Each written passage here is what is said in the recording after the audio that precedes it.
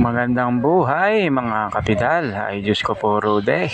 Ako'y nandito ngayon sa may bike shop sa may Santo Tomas, doon sa may tinatawag na Santo Tomas Crossing. Ay pagkagaling ko ng ako'y trabaho, dito muna ako dumiretso bago umuwi. At nakaw, ay ang aking bike mo ko na stiff neck. Yan guys, so dito tayo sa may RN Bicycle Shop.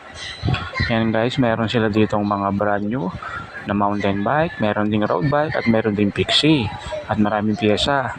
Kaya kung kayo ay may mga gustong bilhin, yan, may mga pambata din na bike, ay pwede nyo na ho yung ipangregalo, lalo na ngayon magpapasko. Ay bili na kayo dito, yan, sa RN Bicycle Shop. Dito lang yan sa may, sa may Santo Tomas, yung sa may crossing, yung malapit doon sa may cementerio, kanto ng cementerio, at malapit sa Andox. Yan yung matagal ng anuhan ng mga bike shop dito, doon sa may taas pa dati, ngayon na, 7-Eleven at dali na kayo Yan guys, pinaklas na yung aking yung tinidor ng aking bike. Mukha na stiff neck Yung pala naman ang sada rin tuyo na yung yung kanyang bearing, tapos puro kalawang na.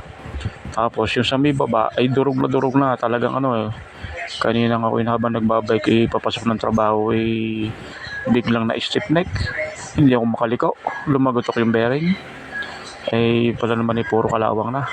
Yan nakikita nyo ba yung puro kalawang na yan. Kaya dapat talaga sa mga may bike ugaliin magparepack. At pag natuyuan ng dangis ng mangyayari. Ayan guys, ayos na nga ang ating bike. Hindi makakauwi na tayo. Wala nang stiff neck. Go na. Walan dyan naman muntik na akong tumaob kanina At inabot pa nga ng ulan. Ako dumiretso dito sa may Alaminos. Dito sa may Water District ng Alaminos, dahil ako po ay magbabayad ng aming tubig at baka kami maputulan na at wala nang mailigo.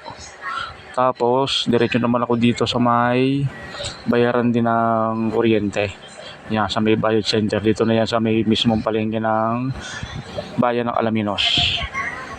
Talagang malakas pa rin ang ulan yan.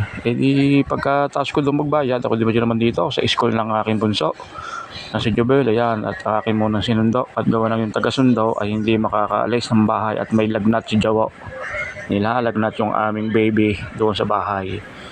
Kaya hindi makakaalis yung taga-sundo. Ayan, kasama ang kanyang best friend.